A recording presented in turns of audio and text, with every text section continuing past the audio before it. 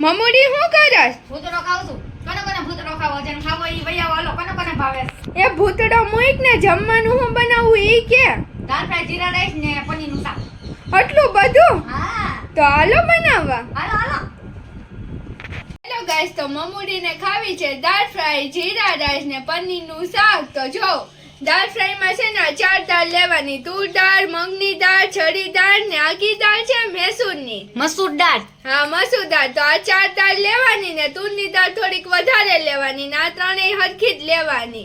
ને આ જો આ બધી બીજી તૈયારી કરી છે. આની ગ્રેવી કરવાની છે. લસણ ફોલી નાખ્યું ને કેપ્સિકમ મરચા પનીરમાં નાખવા. એ કેપ્સિકમ મરચા બોલતા શીખ પેલા હરખું, અને બોલતા નથી આવડતું ભાઈ, એટલે હું સુધારતી જાઉં છું. હાલો. હા, તે તો મમુડી છે ને. જો અમારો આખો વિડિયો છે ને YouTube માં ને Facebook માં આવી ગયો તો લિંક આપેલી જ છે. તો ફટાફટ જઈને અમારો આખો વિડિયો જોઈ લેજો. અને તમને કોઈ પંજાબી બનાવતા ન આવડતું હોય તો આખા વિડિયોમાં કન્ટિન્યુ રહેજો તો તમને શીખવાડી દઉં પંજાબી કેમ બનાવવા. દાળ ફ્રાય શીખવા દે ને, પનીરનું શાક ને જીરા રાઈસ છે, બરોબર ને? આ જો ટમેટા છે ને ડુંગળી છે, અને આ મોટા મરચાઈ છે, તીખા ને મોળા બેય મરચા, અને આ તો તીખી તીખી અમારે છે જ ત્યાં. બાસમતી ચોખા જીરા રાઈસ કરવા માટે. તો હાલો બાકીની તૈયારી કરાવીને પાછા બ્લોગમાં કન્ટિન્યુ રહેજો. તમે દાળ બાફા ટાણે 2 ટમેટા નાખવાના છે, 1 મરચું નાખવાનું છે ને 2 ડુંગળી નાખવાની છે ને હળદર નાખીને બાફા મૂકી દેવાની ને થોડુંક અમથું તેલ નાખી દેજો જેનાથી દાળ ઉભરાય નહીં. હેલો ગાઈસ, તો આપણે બાસમતી ચોખા બાફા મૂકી દીધા છે ને 1 વાટકો ચોખા છે એટલે 2 ગ્લાસ પાણી લીધું. તમે જે રીતના ચોખા લ્યો એ રીતનું ડબલ પાણી નાખવાનું છે ને થોડુંક તેલ એડ કરી દીધું ને થોડુંક મીઠું નાખી દેવાનું છે. બધા ભાઈબંધ દોસ્તારો તો પનીરના કટકા કરી નાખ્યા ને આ જો મારી બેન પનીર તળવા માંડી. પ્યોર દેશી ઘીમાં તળે ઓ ભાઈ, પછી તેલમાં તળવા માંડતા નહીં, નકર પછી કમેન્ટ કરતા નહીં કે પનીરનું શાક સારું થયું નથી. ઘીમાં તળીને ટમેટાની ગ્રેવી હોય એમાં નાખવાના. હા ઓકે, સમજાઈ ગયું. હાલો હાલો, તો આપણે ભાત વઘારવામાં. હાલો, તો આપણે જીરા રાઈસ બનાવવા હાટું તેલ મૂકી દીધું, એમાં જીરું નાખી દીધું, જીરું ફૂટવા માંડ્યું છે, જોઈ લો તમે.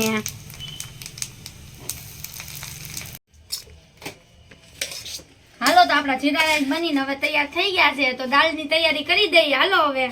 હાલો, આપણે બકડિયામાં તેલ મૂકી દીધું છે, 10 પાવડા તેલ છે. પણ તમારે જેટલું શાક બનાવવું હોય એ પ્રમાણે તેલ લઈ લેવાનું. હાલો મેડમ, જો લસણની ડીશ હાથમાં લઈને બેહી ગયા છે, મસાલિયાનો ડબ્બો ખોલીને બેહી ગયા છે. હા, હું પડ્યું હિંગ જ છે. હા, હિંગ નાખી. હાલો પેલા આમાં જીરું બીરું ન હોય કૃષ્ણાબેન? થોડુંક તમારે નાખવું હોય તો નાખી શકો, ખાલી સ્વાદ પ્રમાણે. ઈ તમને ગમે તો, નહીં તો નહીં નાખવાનું. આ લસણ નાખવાનું. હાલો, લસણ ધોળવા માંડી છે. લસણની કેટલી ચમચી નાખી દીધી? 1 ચમચી. 1 ચમચી ભાઈ લસણ નાખી દેવાનું પનીરના શાક માટે. પછી કેપ્સિકમ મરચા. એલા કેપ્સિકમ મરચા કાને તો કેટલીક વાર શીખવાડું. આપણે મરચા સમાર્યા હતા 2-3 જે હતા એ તમને મેં પેલા બતાવ્યા હતા, જે બધા એમાં એને ઠોકી દીધા.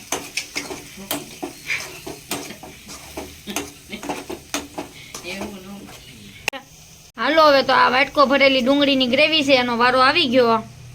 હાલો, ડુંગળી નાખી દીધી. પેલા મરચાને હરખા ચડવા દેવાના હો ભાઈ, પછી કહેતા નહીં હરખું શાક બન્યું નહીં એમ. હાલો, બધાને મિક્સ કરીને થોડીક વાર ચડવા દેવાનું. પછી શું નાખવાનું? ટમેટાની ગ્રેવી. હા જો વાલો, ટમેટાની ગ્રેવી અમે બનાવેલી જ છે, એ પછી નાખી દેવાની. આ બે ચડી જાય ને પછી, અને પછી જો અહીંયા પનીર પડ્યા છે એ આ બધું ચડી જાય ને પછી પનીર નાખી દેવાના. હાલો દોસ્તો, તો તમને દેખાતું હશે કે આ ડુંગળીનો કલર ફરી ગયો, એટલે ડુંગળી મરચાં બે આરામથી ચડી ગયા છે. અને હવે મેડમ નાખે છે ટમેટાની ગ્રેવી. તમને લાગતું હશે કે આ અડધું અડધું કેમ નાખે ને અડધા વાટકા બધા સાઈડમાં કેમ મૂકતી જાય, પણ અમે દાળનું ને શાકનું બે ગ્રેવી ભેગી કરી છે એટલે એ પ્રમાણે નાખજો. હજી મારી બેન હમણાં દાળ ફ્રાય બનાવવાની છે, એ હું તમને બતાવું. હાલો મેડમ, હવે કંઈ નાખવાનું બાકી છે આમાં? નહીં, હવે આ ચડી જાય પછી પનીર નાખી દેવાનું. તો જીરું મીઠું મરચું એવું કંઈ નાખો કે એવું નહીં કાંઈ? નાખવાનું, પણ આ ગ્રેવી બધી થઈ જાય ને હરખી ચડી જાય પછી પનીર નાખીને બધો મસાલો નાખી. હા એમ. હાલો, હમણાં પનીર નાખી જાય ને પછી મરચું ને હળદર ને મીઠું ને ધાણા જીરું ને બધું નાખી દેવાનું. અમે ગરમ મસાલા નાખતા નથી, પનીરનો મસાલો નાખીએ. એ હજી ગોતવાનો બાકી છે, હમણાં ગોતીને તમને કહું. ચાલો, આ ગાંડા બેન છે ને મરચું કાઢે છે નાની નાની ચમચીથી. તમે કેવી રીતના મરચું કાઢો છો જરાક અમને કહેજો, એટલે હું મારી સિસ્ટરને શીખવાડી દઉં કેવી રીતના કાઢે છે મરચું એમ. અને આ તો જો આપણી પ્રોસેસ હજી ચાલુ જ છે. એના માટે અમે છે ને એવરેસ્ટનો મસાલો યુઝ કરીએ છીએ. બેઝિકલી તમને જે સારો લાગે એ તમે યુઝ કરી શકો છો. પનીરનો મસાલો ભાઈ પાછો પાઉંભાજીનો ન નાખ દેતા. હાલો તો ભાઈબંધ દોસ્તારો, આપણે લસણની ચટણી પહેલેથી પલાળીને રાખી જ હતી અને આપણે નાખી દીધી છે પનીરની અંદર. તમે લસણ ન ખાતા હોય તો તમારે નહીં નાખવાનું, લસણ ખાતા હોય તો તમારે નાખી દેવાનું. 1 ચમચી મેડમે જીરું નાખી દીધું છે, ધાણા જીરું, જેને એમ કહે છે જીરા પાવડર. 1 હલ્દી પાવડર, હળદર આપણી ભાષામાં, 1 ચમચીની અડધી ચમચી નાખી દીધી, એટલે તમે તમારા પ્રમાણમાં નાખી દેજો.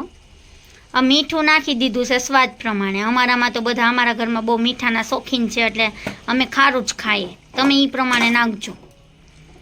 હાલો તો આપણે પનીરની સબ્જી બની ગઈ છે. જો કેટલી મસ્ત બની છે. હમણાં થોડી થોડી દેખાતી હતી ને હવે લાલ લાલ ચટાકેદાર મસ્ત મસ્ત થઈ ગઈ. ખાવાનું મન થતું હોય તો ન આવતા, અમે થોડીક અમારા પૂરતી જ બનાવી છે. એટલે એવરેસ્ટનો મસાલો અમે નાખી દીધો, એ તમને બતાવતા ભૂલી ગયા. એ તમે તમારી હાથે નાખી દેજો. ઓકે તો દોસ્તો, તો દાલ ફ્રાય બનાવવા માટે એટલી સામગ્રીની જરૂર છે. જો તમે જોઈ શકો છો, ટમેટાની ગ્રેવી, લસણ, ડુંગળી અને ચટણી ને મરચાં સૂકા. હાલો આટલું લઈ લેવાનું છે ને અહીંયા તેલ મૂકી દીધું છે ને આપણું તેલ આવી પણ ગયું છે.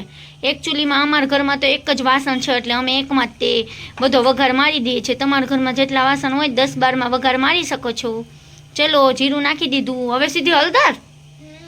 ચલો હળદર નાખી દીધી છે 1 ચમચી. હો હા, અને લાલ મરચાં જા ગયા. ઓ હાલો આપણા લાલ મરચાં થવા માંડ્યા. ઓ ભાઈ, લાલ મરચાં નાખીને પછી લસણ, આ લસણની પેસ્ટ નાખી દેવાની. આ જો મેડમ બનાવે છે, બધા આમનું મોઢું જોઈ લેજો. હું તો ખાલી બોલું જ છું.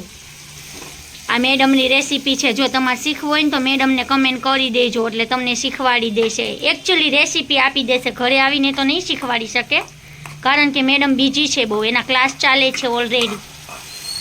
ચલો લસણની ગ્રેવી પણ નાખી દીધી છે. ચલો મેડમ, બીજું શું નાખવાનું? ખાય નાખો ને ભાઈ. ટમેટાની ગ્રેવી, પહેલા લસણની ચટણી નાખી દેવાની. હાલો લસણની ચટણી નાખી દીધી. અલગથી લસણ નાખ્યું ને લસણની ચટણી નાખી. નકરું લસણ જ ખવડાવે. તમારા ઘરમાં લસણ ન ખાતા હોય તો પછી શું નહીં ખાવાનું? હો હા, હવે ટમેટાની ગ્રેવી નાખી દેવાની. હાલો ભર ટમેટાની ગ્રેવી ગઈ. જ્યાં બધું હરખું મિક્સ થઈ જાય પછી દાળમાં નાખી દેવાનું ને દાળ ઉકાળી દેવાની. હાલો ભાઈ, આ બધું મિક્સ થઈ જાય ને પછી મેડમે એમ કીધું કે આ વઘારને છે ને સીધો કુકરમાં નાખી દેવાનો, અને કુકરને પછી 10-15 મિનિટ ગેસ ઉપર મૂકીને હરખી રીતના દાળને ચડવા દેવાની. ઓકે, સમજાઈ ગયું તમને? હવે મીઠું નાખે છે, દેખાય છે. હવે હું નાખ્યું મરચું, પાછું મરચું નાખ્યું. અરે બાપરે, તીખું નો કરી નાખતી ભાઈ તું. ચલો હવે કઈ નાખવાનું બાકી છે? ઈધર દેખ કે બાત કરો. હવે બધું નાખી દીધું ને હવે આ બધું આપણે દાળમાં હમણાં નાખીને દાળ હરખી ઉકાળી નાખવાની. એટલે દાળ ફ્રાય તમારી બની ગઈ. હાલો થઈ ગયું. હાલો હવે પછી ન કહેતા હવે દાળ ફ્રાય નથી આવડતી. એટલું શીખવાડી દીધું તોય. વો ભાઈ, તો ભાઈબંધ દોસ્તારો, તમે જો આપણા મમ્મી લોટ લઈને બેસી ગયા છે પરોઠા વણવા. અને જો ત્રિકોણ પરોઠું વણી નાખ્યું છે. તમારા ઘરમાં કેવા ગોળ પરોઠા વણે કે ત્રિકોણ પરોઠા વણે છે? ફટાફટ કહી દેજો. અને અહીંયા જો મેં લોઢી ગરમ થવા મૂકી દીધી છે, હમણાં તળું છું ઘાએ ઘા. તો દોસ્તો, તો જો પરોઠા બનવા માંડ્યા છે અને પરોઠા હવે હું ચડવું છું. મારો વારો આવી ગયો, એટલે ઘડીક રહીને હવે હું તમને બતાવું પરોઠા બને ને પછી. હો હાલો ભાઈબંધ દોસ્તારો, જો આપણું પરોઠું બની ગયું છે મસ્તીનું. તેલ બેલ નાખી દીધું અને બે સાઈડથી મસ્તીનું પાકી ગયું છે. તમારી મમ્મુડી જો પરોઠા વણવા બેસી ગઈ, પણ એને વણતા આવડતું નથી, હજી તો શીખે છે. આવડે છે મમ્મુડી? ના શીખું છું. આવડી જાય? બનશે કે નહીં બને? આવડી જ જાય ને. હવે દાળ ફ્રાય ને એટલું મેં બનાવ્યું તો આનું આવડે. તે બનાવ્યું? મિત્રો, તો કોણે બનાવ્યું જરાક કમેન્ટ કરીને કહી દેજો. હેલો ગાઈસ, તો દાળ બની ગઈ છે અને હવે અમે ફાઇનલી જમવા બેસીએ છીએ.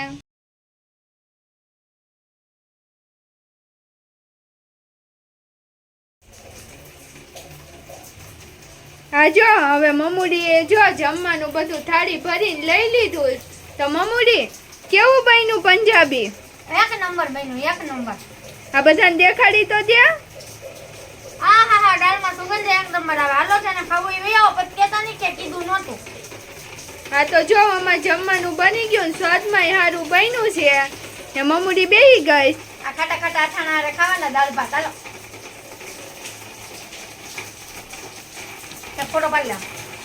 હેલો ગાઈસ, અમારો વિડીયો કેવો લાગ્યો તો કમેન્ટ કરીને કહી દેજો અને અમારા પેજને ફોલો કરી લેજો અને લાઈક ને કમેન્ટ કરી દેજો. અને જો બીજી તમારે કોઈ રેસીપી જોતી હોય તો અમને કમેન્ટ કરજો, અમે રેસીપી બનાવીને તમને દેખાડશું. Bye guys.